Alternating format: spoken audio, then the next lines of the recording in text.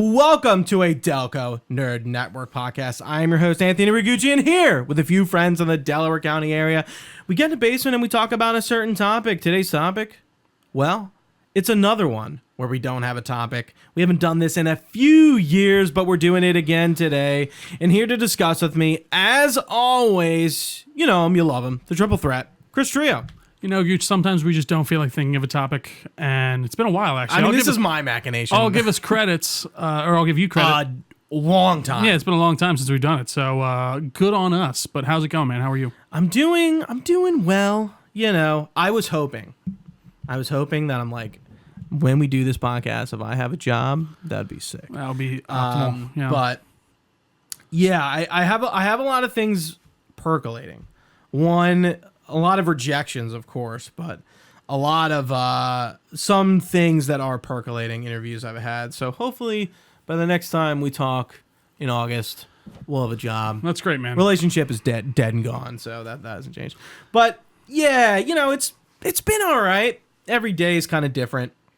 It's all you can do is just keep pushing, just keep applying. It's fucked right now. So that's all you can do is keep doing what you're doing. So how was your vacation? We talked about it briefly. It was a lot of fun. See, yeah, we went down to Sea Isle, had a beautiful weekend. The house was nice. You know, we only went down for 2 nights, which is kind of tough because you can't really settle in very much. It's like you're there for a night, then you're there for another night, and you're gone.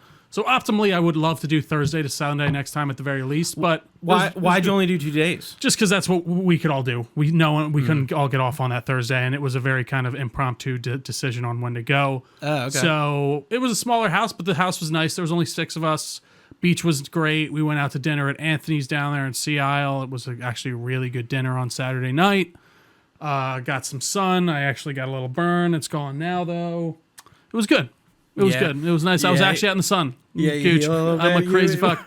You should have seen my legs look like I had an allergic reaction because like I used spray and I patched it and it was like I like the spray better because I feel like with the lotion you eventually just kind of miss a spot, but also the spray, like you spray, the wind just pushes it right away. I like a lotion for my face, my neck, and my shoulders. And then I'll even go a lotion on my arms a little. And then for the most part, I do a spray for the rest of the body. And then for reapplies, I do a spray. I went to the beach a few weeks ago. Whatever podcast we were doing what was I wearing? I don't know what I was wearing, but like you can definitely I noticed like my neck, like the back of my neck looked like kind of red. That's funny. But I was like, I was okay. I'm doing well. On my you tan can kind of see there was like a streak here. It was because on my arms. Tamira's was like touching your arm, and you're like, ow. Oh, I was itching. I was itching my arm, and she was like, I don't think I've fine. ever had like itchy sunburn. Really? And that's usually I feel not like when it starts peeling, maybe where I want to like tap it. Yeah, even now it's still like a little irritate, itchy. but not like an itch. Yeah, but no, the vacay was nice. It was a nice little weekend away. Have you guys ever done like a longer vacation? I feel like since we've been podcasting, I don't know if Trio if you've like ever really gone on away. like a week vacation or like anywhere that isn't the shore. Oh no, not really. Because it is summertime, you know. Yeah, no, that's usually the vacation place that I go to. I haven't gone much outside of the tri-state area. I mean, I've been to Colorado. I've been to Where else? I've been to a few other states. When you were with your ex, you were... Yeah, and Washington, and then, I've been to Florida and all that stuff, so I've been around for sure, but I'm mostly inside the country. The only thing I had planned this year was actually, it was supposed to be this coming Monday, so by the time this posts, I would be coming back, but me and Kathy were supposed to go to Hershey, and I was gonna, obviously with my breakup, that wasn't gonna happen, or Kathy wasn't gonna go, but I was like, maybe I can kind of salvage it, and I could have, but I just was kind of too emotionally attached to the trip. Well, and I'm just being I feel like I'm trying to replace it, and it just felt kind of weird. So I just did away with it. I got my money back, and I was like, do I really need to spend $330 at this point when I don't have a job? Not really. No, I think that's very logical, honestly, and it makes sense to let me just on an emotional level. I think that's good to just kind of move on a little. I haven't. I've been doing a lot of bigger vacations the last few years. So this is my first year, probably since 2022, where I haven't taken a vacation. But again, the idea with the Hershey trip was supposed to be we're just not doing a lot. I mean, Tamira's and I want to do Europe at some point for sure. I want to get. Yeah, I feel like that's going to be been together and hopefully are remaining together for a lot longer. I'm just surprised you haven't done a bigger trip. Well, at and this also point. she can't really travel outside the country on her visa. So that's the other thing. you're Like right. we can't leave. She can't. She'd have to. So Can she even go back home? No, on a student visa, you can't like leave and come back. You'd have to restart the entire process again if you leave. So that's the other thing. We can't really once if we're married and all that stuff, that will change, and she'd be able to actually leave. So that's what will trigger that process of getting married. Yeah. But wow, that sounds actually way more complicated. Like that's something. So we're gonna have like, to do some paperwork once all that's you're gonna have to get involved I'll be in some paperwork. Absolutely, yeah. My Chaz's wife, my cousin, been on the show before. Shout out. He has a podcast called Two Dads with Dead Dads. Oh, I like it. Yeah. When did they start that? That's awesome. Like last year. So him and his buddy Doug started a podcast literally. So Chaz's dad is dead. Both of his dads are dead. I see. Yeah. Two Dads with Dead Dads. And I it's basically like a lifestyle comedy podcast. That's fun. Chaz is a character, and so is Doug, and I find it really interesting. And like, it's kind of nice when you know somebody who says they're going to start a podcast, actually starts it, and keeps it kind of going. I'm not going to put throwing some shade, Goose. I can't tell you how many people come up to me and be like, dude, yeah, I'm going to start a podcast. I'm like, okay, just do it. Well, and I think it's a lot easier said than done. Because I would listen, because I enjoy, like, I'm sure somebody who's friends with me enjoys listening to us, or friends with you, talk, like, just listens to the podcast. Yeah, we have plenty of those. And I'm like, I enjoy listening to my cousin do his podcast with his buddy. Like, it's cool. I mean, dude, especially during the 2020s, though, it was like, or during the early 2020s, during COVID and all that, everyone's like, I think I might start a podcast. That's just how it is. We were here before it was cool, and we'll be here probably long after. I don't know. I mean, it's already not cool. It's funny when somebody goes, yeah, you still doing the podcast? And I'm like, yeah, why would I stop? I literally I don't know why I would stop at this point. Right, well, and that's the thing. Well, it's true, just, it died. Yeah. No, it's true. You ever think about what would happen if one of us died? What would you do? I've thought about it. Yeah, I mean, it would just, I don't know. We'd probably put like, you'd probably have to put out like I'd put out like a statement of some kind of like, just be like, damn. Like, I feel like even though I could continue to do it, I'm like, there'd be no way I would. Yeah. Like DNN is, at this point, it is our thing. Right, yeah. Like, it cannot be DNN without us. We are two halves of the whole. Yeah. If you will. Yeah. No, I agree. I don't know. I mean, it would end, if you died. Like, I would just be like obviously. I just come over here every week and just use the basement. Who gets the table and the will? I don't know. I guess your mom. You should leave all this stuff to me, goddammit. No, that's funny, though. Yeah, I don't know. I don't know what I'd do. I just talk to myself. It is a weird, I don't, these are the fucked up things I think about. You ever thought about, like, what your own funeral would look like? No, I haven't actually. I mean, like, yeah, like now, like right now, not like who like would be age, there? Yeah, like right now. Be tragic, I'll tell you what. Yeah. I might cry. I mean, sure, I'd cry at my own funeral. I'd hope. Well, you'd be dead, right? You'd be there, but in spirit. Yeah. Like, what if you could watch? That'd be interesting. Who knows? You might be able to. But anyway, yeah, we're not going to be talking about anything specific. But as tradition dictates, we do like to talk about what we're playing, doing, watching, seeing.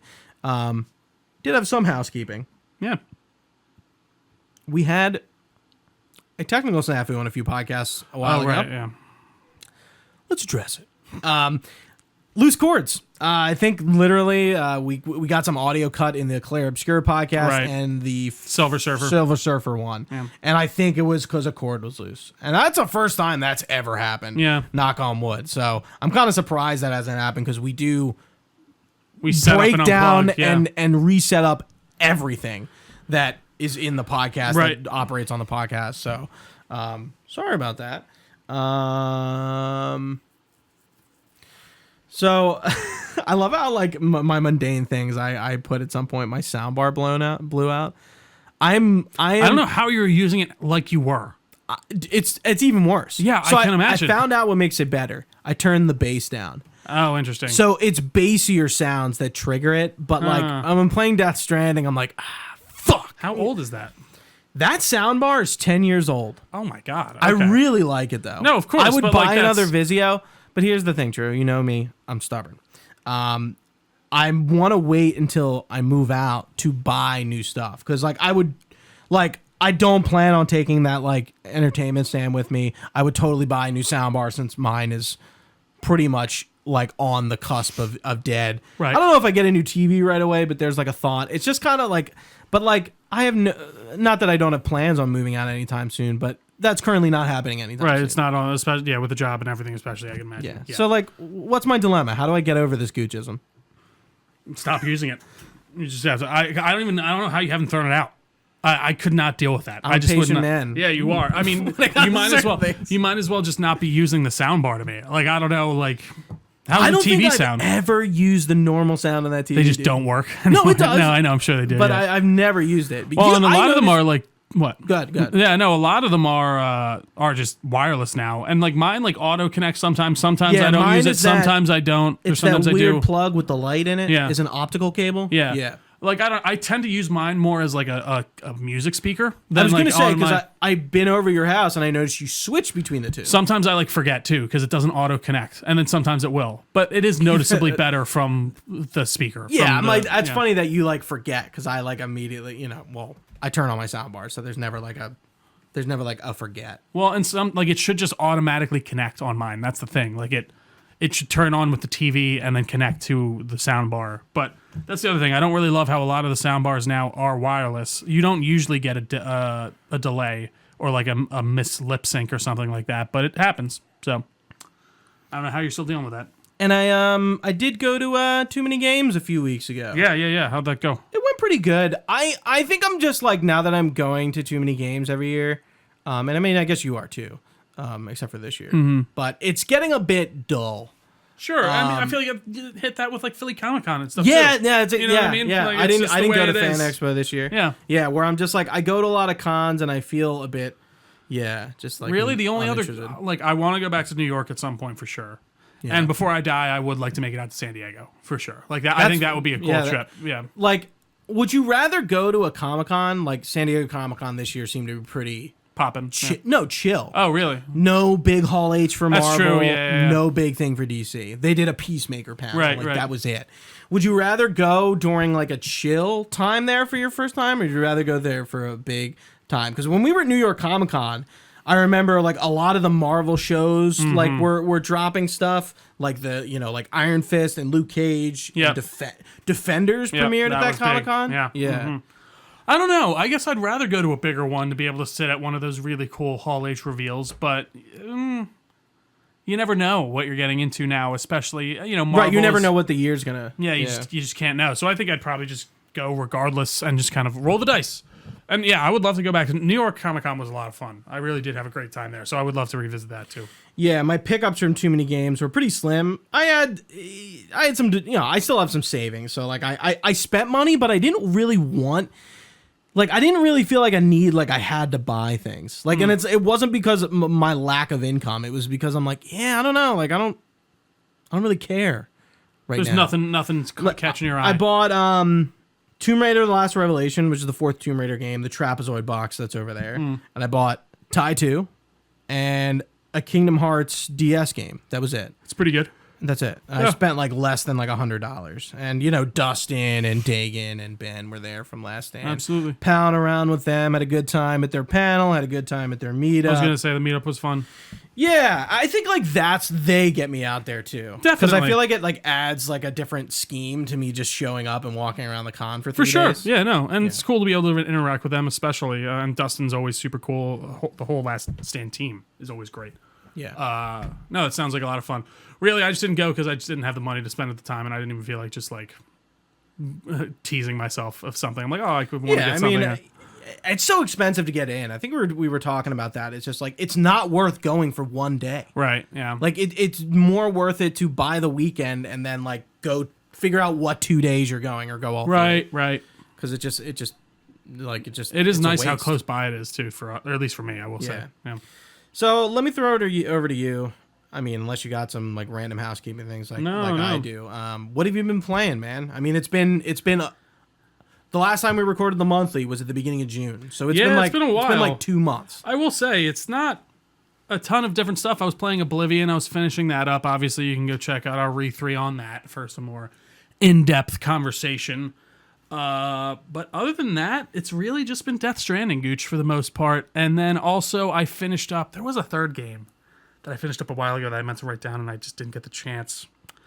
But that's really it. It's been mostly Death Stranding now that I finished up Oblivion. We finished, I got RoboCop Unfinished Business as well, But It's such a goofy name when you say it out loud. It is Unfinished. business. It sounds like a funny episode of The Sopranos. I know, yeah. Yeah. Unfinished business. But I'll start with Death Stranding. Yeah, I gotta say, yeah, I'm just gonna let you talk. I have been hitting a bit of a wall with it. I've been trying to get over that wall, and I talked about it in the Discord that like I think I'm driving too much. I'm just falling into this thing of like I'm just in a truck, I'm on a road, I'm getting there. I built up all you've seen my system. Like, I love how like you in the Discord like Gooch was pretty impressed by it. I'm like I am. Like I've beat Death Stranding 2 last night, not even 24 hours ago, and I'm like, dude, I was looking at my roads. I'm like, how the fuck does he have all this built out? I have like basically everything up to where I am right now. I just unlocked the fisherman. I did his thing, and I'm at the North Distribution Center or the third distribution center you get to. Yeah, I know where you are. Yeah, by the fisherman down there. Yeah. And yeah, I've just been kind of getting everyone up. I've been building everything, and I've just been like, maybe I've been building too much of these roads up, and it's almost too easy for me. Like, yeah. So I mean, you're making your porter job easier. Yeah, so and I'm it's just making your gameplay boring. Yeah, and I just don't really. I'm not interacting with a lot of BTs. I am a little bit disappointed, and I'd mentioned this to you in the environmental stuff where I would agree. Now that I've seen the whole game, it's too scripted. There's not enough. Yeah, they're just. I was expecting to run into more of like wildfires and like having the earthquakes kind of shape the world a bit more than I expected or that was presented. Yeah. I mean, I'm enjoying it a lot. Don't get me wrong, and I think it's a lot more video gamey in a lot of ways. I think it's a lot more forgiving in a lot of ways than the first one. I think it's paced much better. I'm more interested in the story.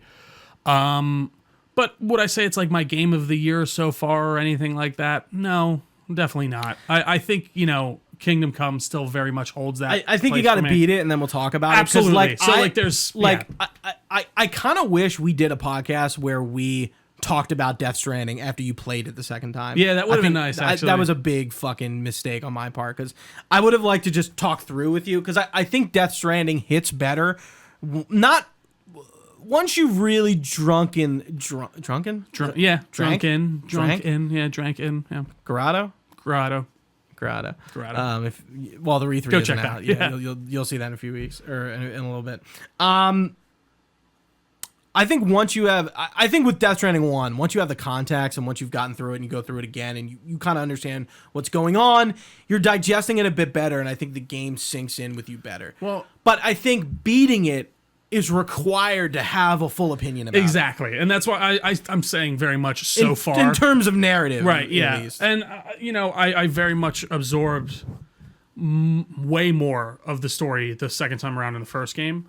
Whereas this, I'm getting it much more out the gate. I think the story is much easier to understand. Way more comprehensible. It's less about like the Death Stranding as like a phenomenon. And we need to go into dooms and like all these very specific definitions of things and stuff like that. Like, I do think this is more welcoming in that regard. And, the game's gorgeous. Like some of the vistas you hit and just the landscapes are just delightful to look at. There are those moments of quiet contemplation that I appreciate. And even the way the different fast travel systems are set up. I am excited to dive deeper into it and really finish it off. Kojima, he's just a guy. Sometimes people just have taste. Like they just know what's cool, even if it's weird and like wild and obscure. I'm gonna make Tar Man, and he's gonna have a weird tar cut off hand. Sam, and it's Tar Man. Yeah, and like, wait, why can't I? Who's the character? What's the character's name? Who's like he's a man trapped in a doll's body? Oh, Doll Man. Like, right. It's so stupid. It's like that's so fucking stupid on its face, but like, he makes it work. You know what I mean? And like, there's something unabashedly like, this is me about it, and this is what I'm thinking, and I'm putting it to screen, and I appreciate it. I don't know, so I'm excited to finish it. Yeah, I beat it last night, and it was it's my game of the year. I love it, and sure. I'm excited. And I needed to know that. I needed to beat it, and like experience the story, and then be like, yeah. I've really been fully playing it, so part of me maybe thinks I need to like kind of push a little bit more. With my lack of job and lack of girlfriend and monstrable amount of time, it's so funny. Like I think like all this time to the period where I don't have a lot going on, because dude, like. Last year, every weekend in the summer, I had something going on. Like, I just did not have time. Now I have more time that I know what to do with, and I'm like, I don't want to keep just playing Death Stranding. Like, I was getting a little bored like you were having that issue, and I was just like, I'm having fun, but like I'm just playing it a lot because I have a lot of time. And you need something to almost switched up a little bit. And even I've actually been kind of sitting on my cross media bar on my PlayStation, like, what do I want to play? You know, it's been weirdly calling to me again is Control. I don't know why. Did you play the Alan Wake 2 DLC? No, I didn't. So, and I was also thinking, Alan Wake's $45 for a physical copy for the Ultimate Edition on PS5 on Amazon. I was thinking about getting. You love sitting and watching physical editions on Amazon. You do buy them. I check it. Well, not that that's a bad thing. Well, I'm trying to get a lot of games that I've already had digitally, physically now, specifically. I need to make a list and like a well-kept list. And then even maybe like an Excel spreadsheet, which is not my jive. Like Alan Wake that's like, I'd have to buy the DLC anyway, so that's $20 to get the upgrade. So it's like, in my mind, I'm like, well, why not pay the extra $20, get the physical disc, and just get it all on there? Sure. So at this point, and then I'll have it on PlayStation too. Right, instead of buying it and just having it on my Xbox thing. Yeah, it's $25 to get the upgrade, but I just have it digitally. So I don't know. I have been trying to keep an eye out for like Cyberpunk physically and stuff like that too. I would love to have that on disc. But there was one other game. Oh yeah, well, RoboCop I actually want to get into. Yeah. You know, more of the same. We don't have a topic and not for a bad. so you can do whatever you want. Yeah, absolutely. Do you want to review that? I think maybe. Well, I'll see how I feel at the end. Right now, it's not anything so wildly different. It's very much a 1.5 like DLC type thing. You go into Omnicorp Tower. You know what vibes I'm actually really getting hardcore from it is Dread. Like the same kind of story. You go into the tower. Yeah, exactly. Yeah. It's like this like mega tower that you go in and you're working your way up and you got to destroy like all the mercenaries within it, and they have some type of technology that you need to get. It's the old Omnicorp Tower too, so it's all that like technology in there. There is a moment where you play as Alex Murphy, like as just regular cop, not RoboCop, and There's I'm like flashback. Yeah, and I'm like, okay, I don't know. You don't really like. Didn't need that. I'm not here. I'm here for RoboCop, not regular cop. You know what I mean? Like that's I'm not. But it was very quick and fine enough. It was to like set up like a story beat. Sure. And it is Peter Weller again too. He was in the first game and he's in this again. So I really do appreciate that. That does leave some gravitas to it. I was saying this to you, but like you don't feel the AA of it when you're walking around the environments because they're pretty gorgeous. And I mean, I think you saw that the other night when I was playing. But once faces start moving and they need to emote and they're lip syncing and all that stuff, I'm like, oof, a little rough.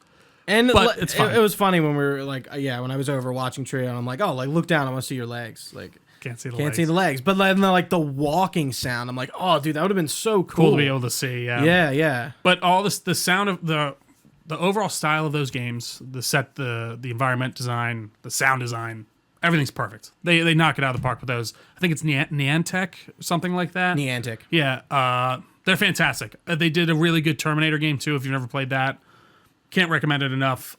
It's a $30 game to pick up for this one. I think it's probably going to be like a 12-hour game, so that seems reasonable enough to me. But hey, might want to wait and get the bundle if you haven't played the first one too, because the first one's very much worth playing. Mm-hmm. And then other than those two, Gooch, there was one thing I actually picked up a few nights ago, and I don't know why. I just really want to think because I you actually kind of inspired this somewhat through your machinations and conversations. Hitman? No, that's part of it. I do want to get back to that at some point, but Baldur's Gate. Oh yeah, I did see you were playing. I want to. Oh yeah, I want to finish it, and I really do want to get through it. Oh, you didn't finish it. I feel like I hit a wall with combat. Have been kind of overwhelming. I think I just got like distracted, and a lot of things were coming out. I know, but I mean like jumping back in. Oh, a little bit. I will say, starting from the beginning, I think they do a good job. Oh, you restarted. I just restarted it. Okay, sorry. And I'm playing on. No, you're fine. And I'm playing on the basic game mode. Because I just like the story one. Because I'm like, I don't feel like fucking with these battles. That's where I was getting tied up and annoyed. And like, I don't feel like I was maybe leveling correctly. I'm more here for the story. I think the battles, even on that base mode, are engaging enough. So, I'm working on the first act right now. I'm doing a paladin this time around, like a very good, like lawful good paladin. I don't really do that often. Non-lawbreaker. Yeah, so I thought that was an interesting way to go about it. I mean. Yeah. And it's, dude. That game is gorgeous, I gotta say. Just all the writing in it and everything, the different choices. I'm not the biggest fan of the combat style, but all of the story beats really do outshine it, and I've been having a lot of fun getting back into it. And I do want to pick up System Shock again too soon, because that's like something I want to beat for myself. I might need like a guide, Gooch, genuinely, because they give you no direction in that game at all. There's no problem with that. Yeah. Oh no, absolutely. But I like I feel not like using it. I feel like once you are okay with using a guide, like when I play the original Final Fantasy games, the Pixel remasters, I use achievement guides, which are essentially walkthroughs. Yeah. Because there's a lot of missables, and I don't have the time to replay the game because I missed one chest. Well, and I can imagine, and especially with that type of I'm stuff. not using it, like, I could probably get through it alone, but also, like, there's systems in those older games that, like, they don't tell you about things. So it's like, I like kind of being savvy. This isn't like a test of my gamer skills. I do that on my own with other things. Right. Like, yeah, so. Yeah, and it's funny because even for me, it's not even from like a completionist point of view. It's literally just like from I don't know how to progress further. Like I don't know. Like it really gives you like direction of like, all right, you have to destroy Shodan. Go do it. And like you can clear floors and stuff like that. And I got through the medical wing and I'm like, okay, I think I understand what I need to do here. It's cleared. But then I get to this one level, I'm like, all right, I'm like stuck. I don't even know like how to progress even further. So we'll see. But that's really been actually, so I do have a movie too. Sinners. I finally watched it last week. Ryan Coogler, obviously of Black Panther fame and Creed fame and other stuff. Set in the 40s or 50s, I believe. Vampires attack like this. They call it a juke joint. Basically, him and his brother. Juke joint? A juke joint. So it's like a jukebox? Yeah, like a dance hall, basically. Okay. But it's started by Smoke and Stack, who is the brothers, the Smokestack twins, which I really thought was good. Wait, their last name is Smokestack or no, Smoke and Stack? They are Smoke and Stack, yeah. And one wears red and one wears blue. I thought it was a very beautiful, just looking movie. Like, I don't know how it was filmed. I think it was on film. It was very dark and just like the way the colors were muted. Like the colors were muted, but also not. I don't really know how to describe it. I think Ryan Coogler does an amazing job when it comes to just setting up his scenes. It felt like we were sitting in the 1940s. The sets look great. The costumes look great. The way they depicted the vampire in it, the Jack O'Connell guy, he's like this kind of old world, like Irish vampire. Who plays the vampire? I think his name is Jack O'Connell or something like that. Hold on. It's not B. Jordan. No. Okay. So is he Smoke or Stack? He's Smoke and Stack. He plays twins. Oh, yeah, that's the thing. So they're twins. So wait, how are they twins with two different last names? They're not. They don't have two different last names. They're first. That's how they're known as. They're the Smokestack twins because he is Smoke and he is Stack. I don't know if you hear like their last name. So their names are Smoke and Stack. Right. That's what I was. Yeah. The blue one. First names. I believe the blue one is Smoke. The red one's Stack. Might be vice versa. I can't remember. Interesting. And it's just they're setting up this juke joint place. They got all this money. They apparently got it through an illegal means, and these vampires show up, and it's about them trying to keep them out the whole night. And I got to say, it's my favorite vampire movie in a long time. They use this effect, these contacts on them. They're like, when you used to take a picture of someone with an old camera and their eyes would like go red. Yeah, it's almost like that. Okay. Like it's like this weird kind of holographic red vision. But yeah, it was really fantastic. I can't recommend it enough. I think as far as like a vampire movie goes, for something I haven't seen in a while. It seems like it's going to be an Oscar movie. It might be. I wouldn't be surprised. Yeah. It's very good. Yeah. So from that purpose, I might want to watch it, but I never get around to all of them. Yeah, for sure. Do. That does it for me though, Gooch. Yeah. So over on Xbox, I have a few games that are just going to be kind of quick. Clair Obscur, I reviewed. Liked the game. Has a lot of issues, and it's definitely not game of the year. How dare you, Gooch? It's definitely not game of the year. It's a perfect game. Nothing's wrong with it. I'm like actually not looking forward to get to the game of the year time, and like people like you're gonna get up on their high horses about that game. Like, do you think it comes close to like Baldur's Gate?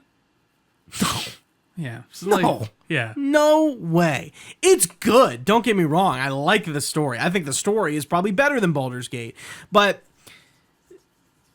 it's got a lot of jank to it that. The dev is clearly new, like, and it's I'm not like saying like, oh, it's a bad game, like it has a lot of jank. It's just kind of like the way it is, and like oh, okay, like the jank gets some charm into it, but it like it's I think it's a JRPG like game. It's by a French studio. They're inspired by Final Fantasy and Dragon Quest and those kind of games, and they put their spin on it. And the story is pretty cool, and it's really dark and depressing, and like that's pretty cool. Like and it's got a Final Fantasy vibe to it, but like it's not game of the year.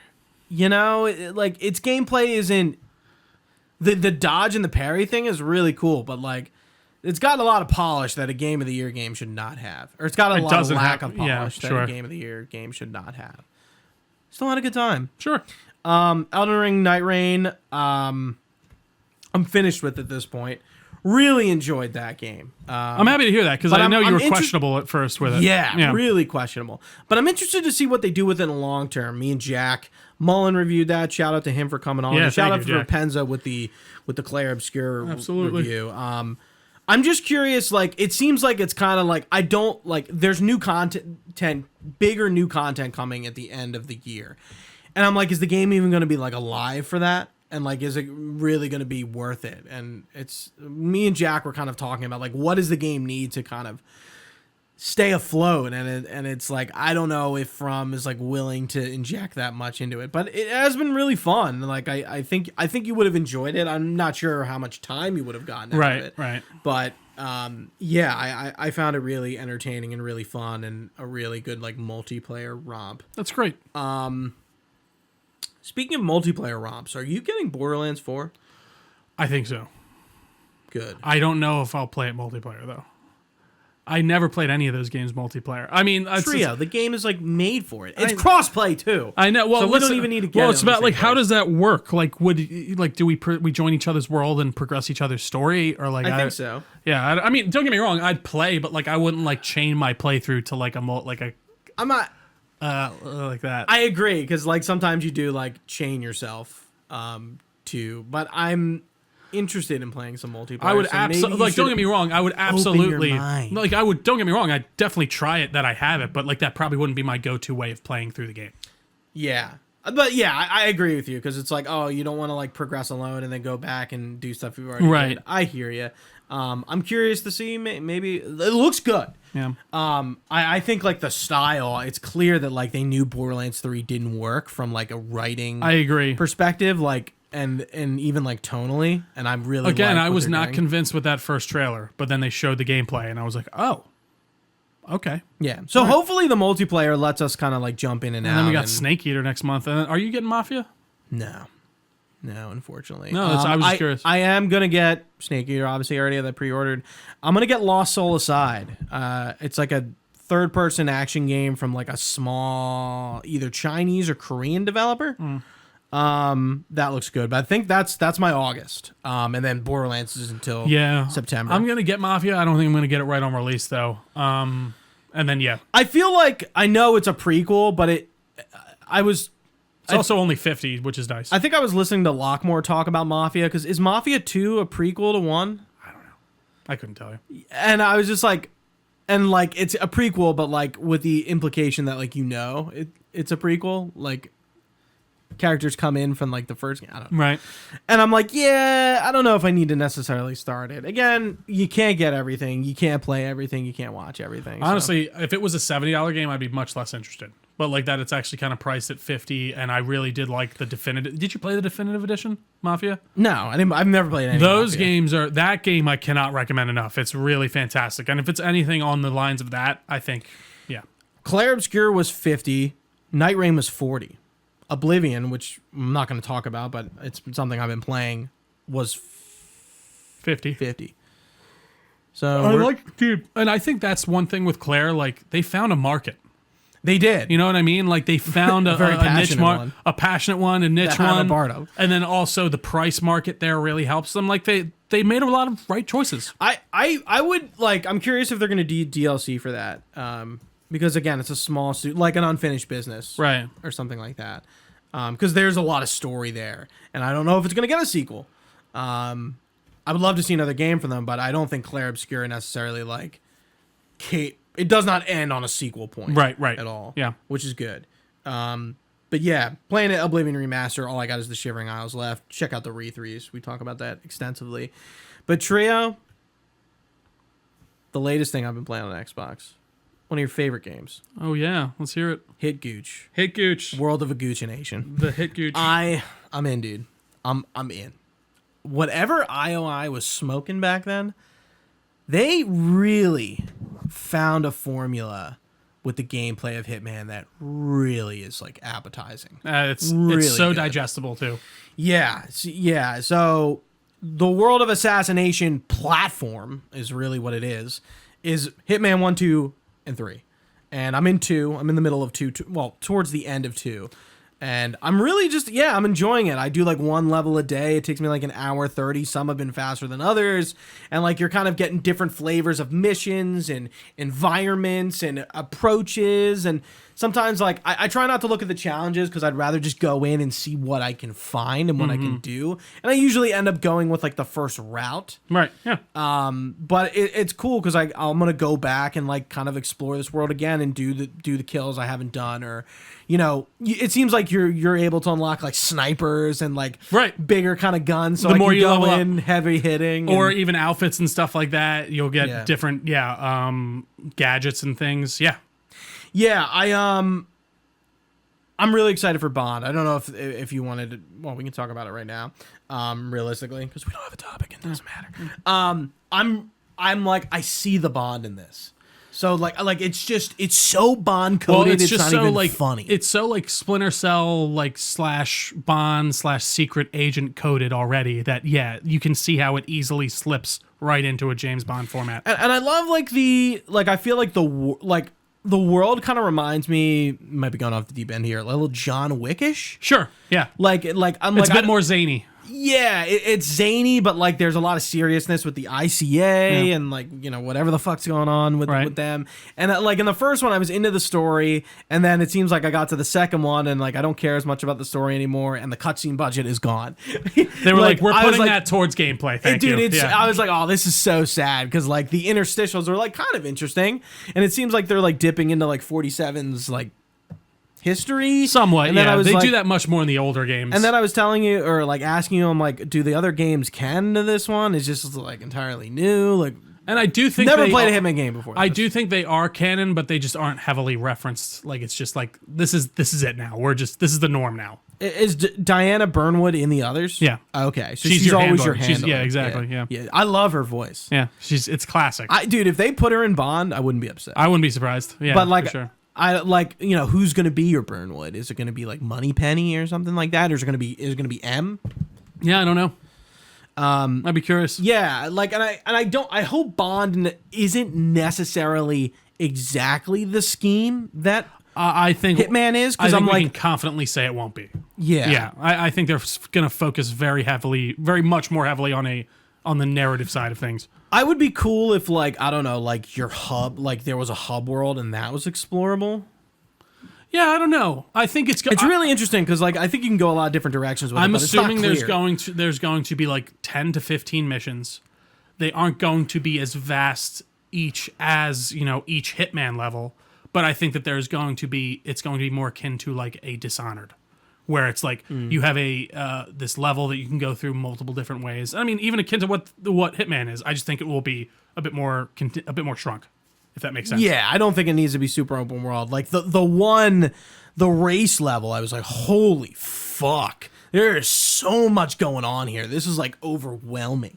Like some of them are like, okay, like I'm like, this isn't. There's not too much. We're in the museum for the fashion show or something. Yeah, like, and it seems like digestible. But that race one was like, I was very stimulated. I think my favorite thing about that game is just the variety that they allow. Like you're in the bayous of Louisiana, like taking out like a cult. Like, dude, I love the Colorado commune one. And then you're with the militia. That was sick. Then you're in Japan and Hokkaido in like a super advanced medical facility. Yeah, like they really do cover the whole breadth of like where you could be. Yeah, and I appreciate it so much.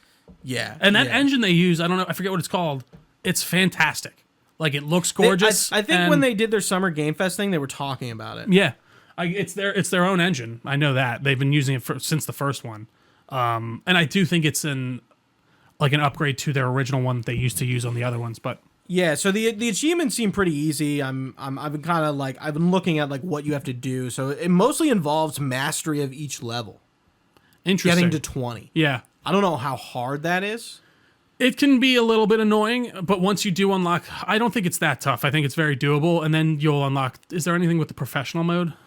No. Okay, that's good. So it seems like Hitman 2, I was reading, had... Wait, no. You mean Master.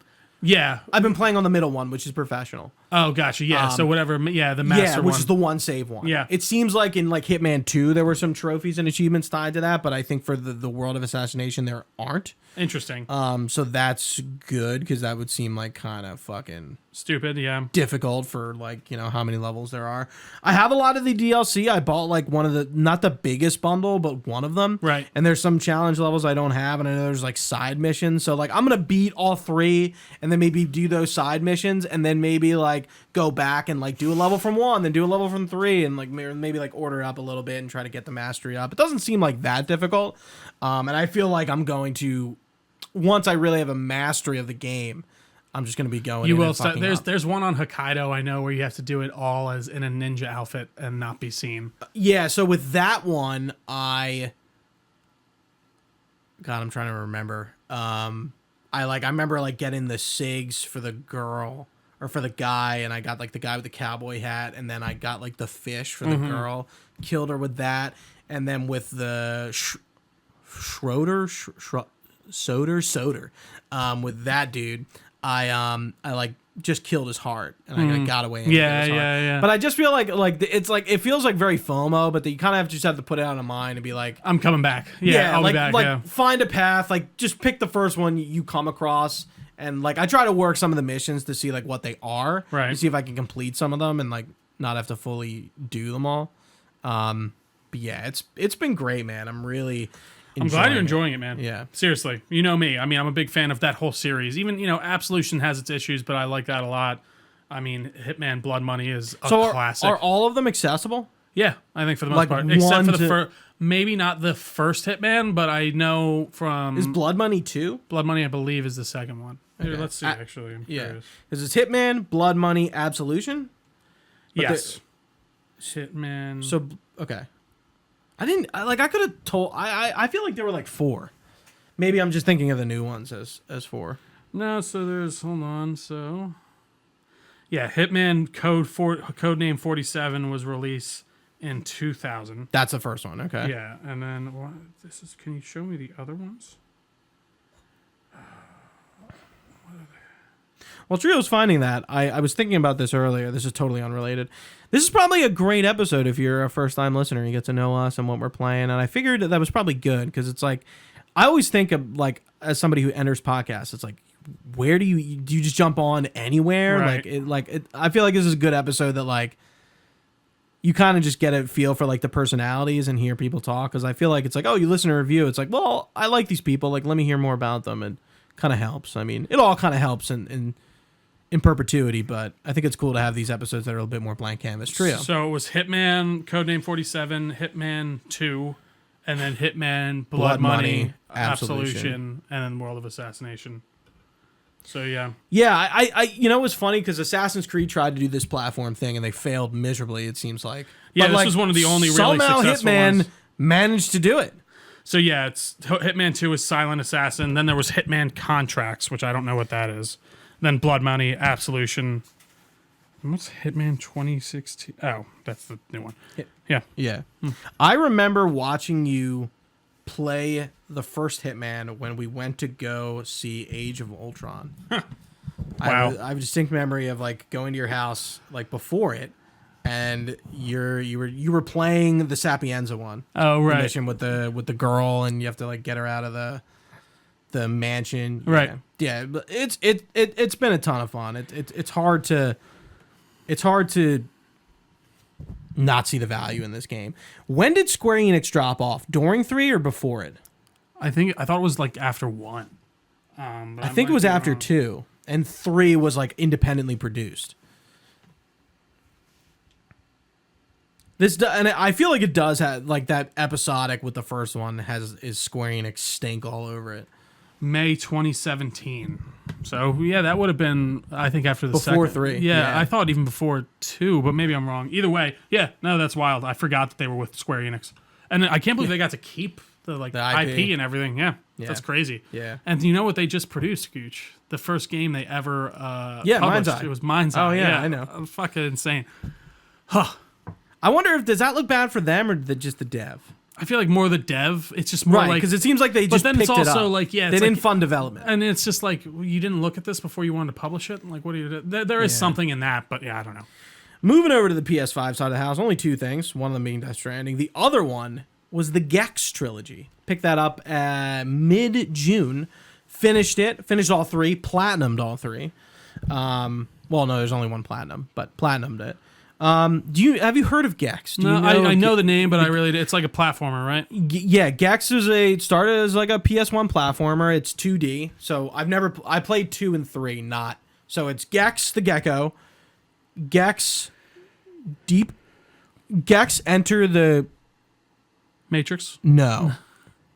Enter the Gecko, Gex Enter the Gecko, and then Gex Deep Cover Gecko. Jeez. So it's like a Bond kind of play. Right. But Gex is a gecko who likes TV, and all the video game levels are based on like TV genres. So in the first one, it's like there's like a Looney Tunes kind of thing. There's a horror one, and then there's I think it's like a futuristic one. Very base platformer. It took me like 5 hours to get through, but it was like, okay, Sure. yeah, Got it under your belt. And then I got to the ones I played, which are 2 and 3, and yeah, they're pretty good. So Gex is voiced by a comedian named Dana Gould. I don't know if you know who he is. I don't know of him besides Gex, but he makes a lot of pop culture references and jokes and says a lot of shit that is relevant to the time. Like he Really dating it. he's like, This reminds me last night at Jerry Garcia's. I'll make I don't even know what that means. Yeah, I don't even know what you're referencing Like right there's now. so many jokes. I'm like, I like he has like a Carrot Top joke. Like it's pretty interesting writing. And it's definitely not Of PC. the time. It's yeah. definitely not yeah, PC. Sure. Yeah. Like, which is interesting. They have a promo that's like, this game was made, it is not made to reflect like, I get it. Our views of this there are time, some yeah, like tasty jokes in there, which it's interesting to hear. But Gex is like, you enter a world. There's three remotes in each world. You have to get remotes to progress to get to the next one, and there's different, genre worlds where it's horror, That's cool. action, like Chinese kung fu movies, like that sort of thing. And yeah, you just kill like a boss at the end. The story is jokey. I was going to say, it stuff, sounds like very much Sly Coopery. In the way like, you have these like themed with a very adult humor. Yeah. And like it's pretty cool. And I don't know if this IP would sell if it came out, but I'm like, what if that kind of came out today? Imagine if Gex was like talking about memes and like referencing pop culture. I think that could be really successful. It might be. Yeah. I think that's like kind of South Park writing that I think you can do it like politically correct, but also non-politically correct at the same time. Dance the line a little. Kind of like poke fun of it. Like Dana Gould is still alive. They actually interviewed him, and they were like, there's interviews in the remaster. And when they're talking about like him, and it's like, yeah, like this was like pretty wild project. That's cool. Even now, I'm like, I don't think I've ever heard of anything like this where they hire a comedian to be the voice actor, and he's writing the jokes, and like they're writing like really like of the time jokes, and I'm like, I think platformers are a genre that kind of could come back a little bit, and I think you could put some like adult twist on it. I feel like this has like an audience if they were ever to do another one. I agree. For sure. Yeah, it was cool to kind of like see those games again and like hear like sounds and see shit that I haven't seen in years, and it just kind of like bringing you back a little. Yeah. Death Stranding 2 is the other PS5 game I've been playing. So once I finish Death Stranding, well, I did finish Death Stranding 2. I'm gonna start Resident Evil 7. Love it. But what do I want to even say about Death Stranding 2? I just can't wait to talk about it. And I was thinking about bringing on a guest, and I kind of just don't want to do that. I kind of just want us two to talk about it.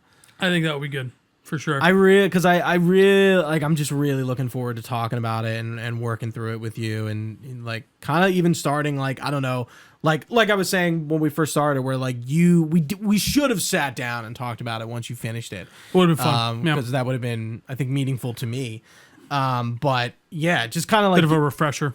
Not even just a refresher, but like hear what you have to say about the story, because that's really what I care about. Right. Less about the game. I mean, the gameplay is important. The gameplay is, it's good to critique it, but just kind of hearing what you have to say about all that. Right. Especially now, with Death Stranding 2 eventually going to be under your belt. So I'm really excited.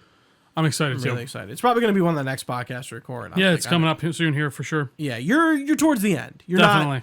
You definitely got less to go than more. Absolutely. I think there's 12 chapters. Do you want me to tell you? Yeah, it's not a spot. 17. Oh, there's 17. The end fewer quick. Oh, like okay, all right, And yeah. so it's take it kind of like the last one. The ending is a lot of cutscene, And those are interstitial chapters gameplay. in, yeah. But like it's like I started playing yesterday around noon and I didn't finish till 9. Jesus. So I finished chapter 10, 11, 12, 13, 14, 15, 16. Jesus. But again, I took breaks. Like I didn't just plow through the I was just doing like deliveries to start with, and I'm like, oh, I'm at the end of the game. I you think. didn't even realize that. I'm like, okay, I didn't like go in yesterday thinking I was gonna finish the game. Usually, like you plan those things absolutely a little bit, especially that's what with I did games even like with that. Shivering Isles. Yeah, no. Yeah.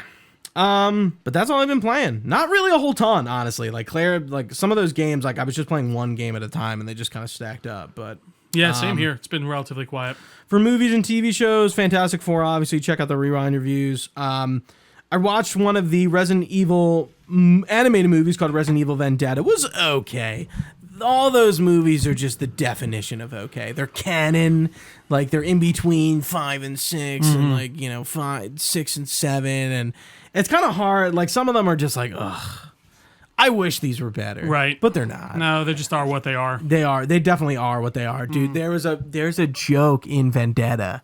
It states it's so hard. They talk about Breaking Bad in Resident Evil. I was like, what the fuck? That's so funny. Like that. Like dude. Like he was like, dude. Yeah, I can't stop watching Breaking Bad. I'm like, shut the fuck up. Like what? Who do you think you are? Like Walter White? What a weird reference. Yeah, that's funny. Like that's it's a fictitious world referencing a real world show. So like, is Breaking Bad get into Well, I mean, they Resident talk Evil? about Star Wars and all the Marvel movies. So Yeah, it's a little different though. sort of. I mean, I don't know. Like it's it's. I don't know. I watched Tales of the Underworld. Star Wars. Oh, Got around to it. Yeah, how was it? Pretty good. So it's I was gonna say K-Vess.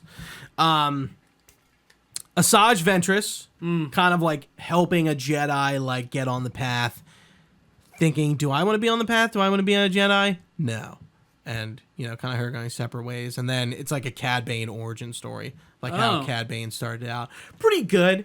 I kind of like this scheme, though. They're like kind of keeping the animation Star Wars going by like doing these like one-off things. Because it's like, as much as I love the Clone Wars and I enjoyed the Bad Batch, like you can't really just keep doing that. Right, there needs to be an end. Right. Something. I think they could do like Tales of the Clones and do like some clones. There's so many different things you could do there for sure. Yeah, but if you get around to it, It's a fun time. get through it. I watched season 2 of My Adventures with Superman to go off the Superman stuff. Pretty good. Brainiac in that season. Supergirl. Not too shabby. She's his sister in that one? No, cousin. Okay, I don't know why I saw a clip where I thought he called her his sister or something. That's why I was confused. I don't think so. I think maybe Jimmy has a line about that. Like when she first so it's weird. It's very different. So he like has like a distress beacon that like summons her, and then she like shows up. So she's not on Earth, but she's alive. Interesting. I would love to get around to that. Curious eventually. what they're gonna do with that. What do you mean? With the DCU now, because it was like it was made before it. It was kind of made like. I mean, they're doing My Adventures with Green Lantern, right? That's the same universe. Oh yeah, Yeah. you're right. So they're just I think that's just going to be its own little Elseworld thing. I forgot about that. They're also doing like a Starfire animated. Yeah, show. they are. There's so many like odd projects within DCU that I kind of Curious about. forgot about. Remember that Aquaman show? Yeah. Do you watch that? Didn't I you? watched like a piece of it. It's by like some pretty famous animator, I'm pretty sure. I think James Wan produced it too. Mm-hmm. I don't know though for sure. God, what a time! And then to go more off of the DC stuff, I got around to watching season 5 of Young Justice, the one that came out like 3 or 4 years ago, and I hated the first arc. It's like Miss Martian and Superboy on Mars, and dude, like they all talk telepathically, so no one's mouth moves. I was like, dude, I can't get over this. This is like either lazy, like I get it, like narratively, but like this feels lazy. Like the characters are just like moving their eyes, and it's just like ugh. But I like Young Justice a lot. It's really just Justice League Unlimited, but from like the sidekick perspective. All right. So yeah, I'm like a little bit halfway through it. It's been fun to watch, but that's really all I got with what I've been watching, doing, playing stuff.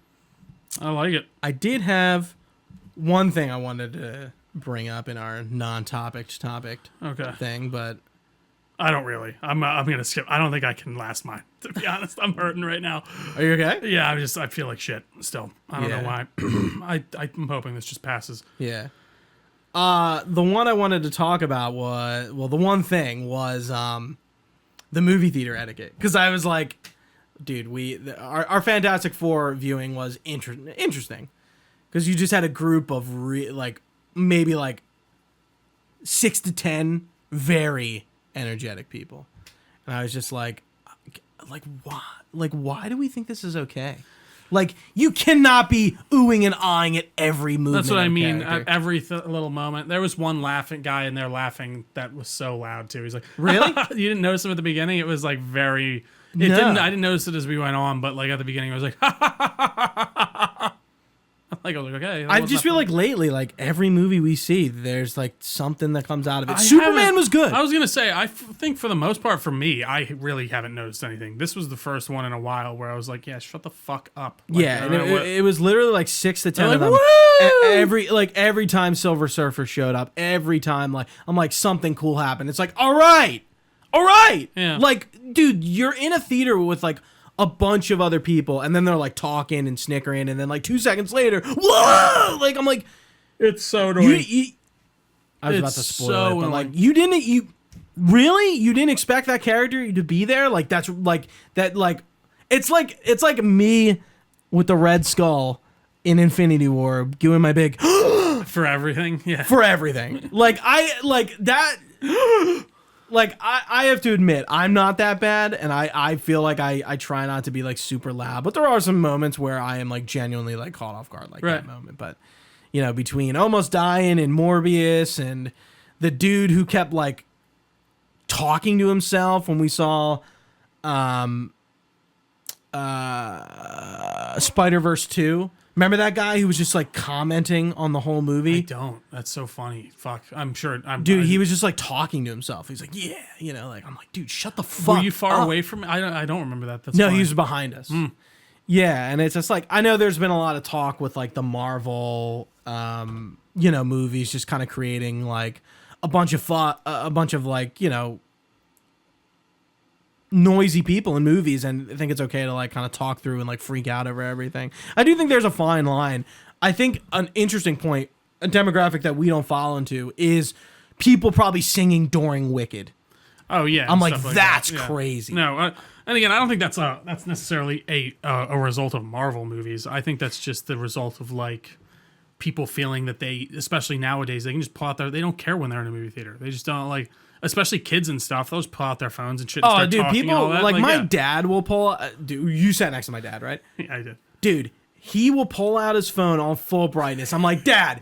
I'm like, when I'm in the theater, I'm like, you can't do that. Just put the brightness down. And he's like, what? I'm like, dude, your brightness is all the way up. I'm like, I'm like, Dad, you have no consideration for anyone else around you. Because I'm telling you, I this is like outside the theater. I'm like, I've been in theaters where there's somebody all the way up in the front with their phone out, yeah, and just lighting up their big face. Yeah, you can see it. It's I'm one like, thing if you like, turn the brightness down. Yeah, I'm like, and like, still, like, you shouldn't be whipping out your phone on full brightness. Right, I'm like, yeah. you gotta like. He's like, no, it's just fine. Like, no, Dad, I'm right next to you, and I have a problem with it.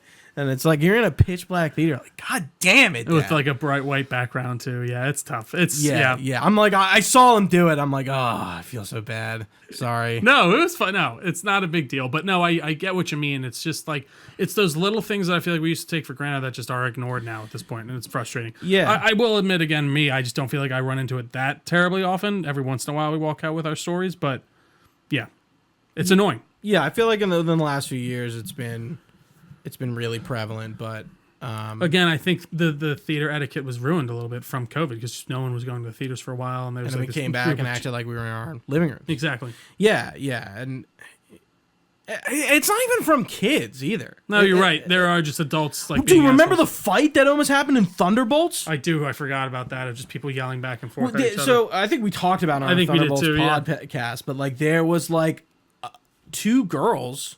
I would imagine probably were in a relationship, like started fighting with each other. Not like physically, but like yelling at each other. Someone was like, "Shut the fuck up!" or something. Yeah, like it wasn't. It like I think it like they were kind of like yelling at each other, and then it like a little bickering. Bit, and then it got louder. Yeah, and then somebody was like, "Yeah, shut the fuck up," and then that person turned around and she was like, "You shut the fuck up," and it's like you're in a movie theater. You like, dumbass. What are you doing? And like it was like aggressive. Yeah, I was like, "Whoa!" Well, we all turned. Yeah, that was the only part of that I heard. I was like, "What the fuck's going on over there?" Insane. Yeah, it's crazy. Yeah. It's crazy. I just don't understand where people get off, because like I've said on like plenty of our podcasts, like those theater experiences I think make or break a movie. When like you only have like half the theater clapping at the end of a movie, it's like that's kind of lame. Like just don't clap.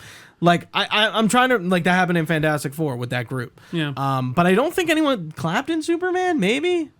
We had some good reactions and stuff like that. Yeah, but I don't think everyone at the end was like... the whole theater's kind of reacting together. Yeah. Maybe not everybody, but like... No, it does feel when like... when everyone's kind of reacting the same way, you know... It doesn't feel forced almost. Yeah, but when it's like a group of people or one person, it's like, all right, dude, like read the fucking room, shut the fuck up, and just stop. Yeah, just enjoy the movie. Yeah. For fuck's sake, be quiet, turn off your phone, and be courteous to your neighbors. All right? Assholes.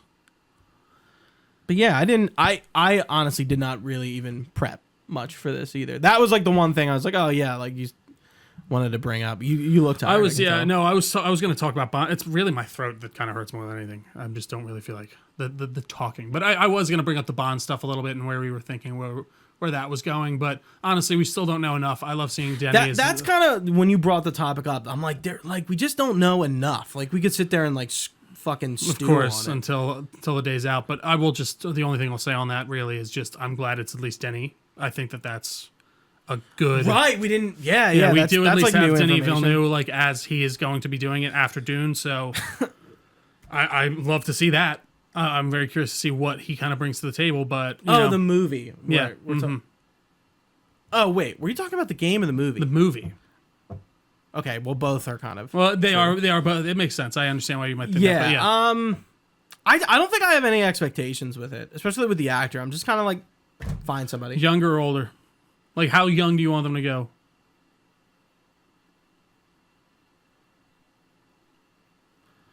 26. I'm fine with that too. I'd be fine with like a relatively younger Bond. I mean, I do like that they're doing that in the game. Actually, like I think that's a way to. I hope it doesn't persist. Like I hope it's like a one. Like they do one where he's younger, right? And then they kind of get out progress. Of that. Yeah. I don't want it to be like young Bond the game. You know, for like how many ever. No, they do. I agree. I don't think do it the would be either. Once. I think it would be his introduction game, and then the next one's like a time jump of some kind. Maybe he's 30 or something like that. Yeah. Because I think he's supposed to be 25 in the game or something around there. Okay. Yeah, I'm sure the actor's probably a bit older. Yep.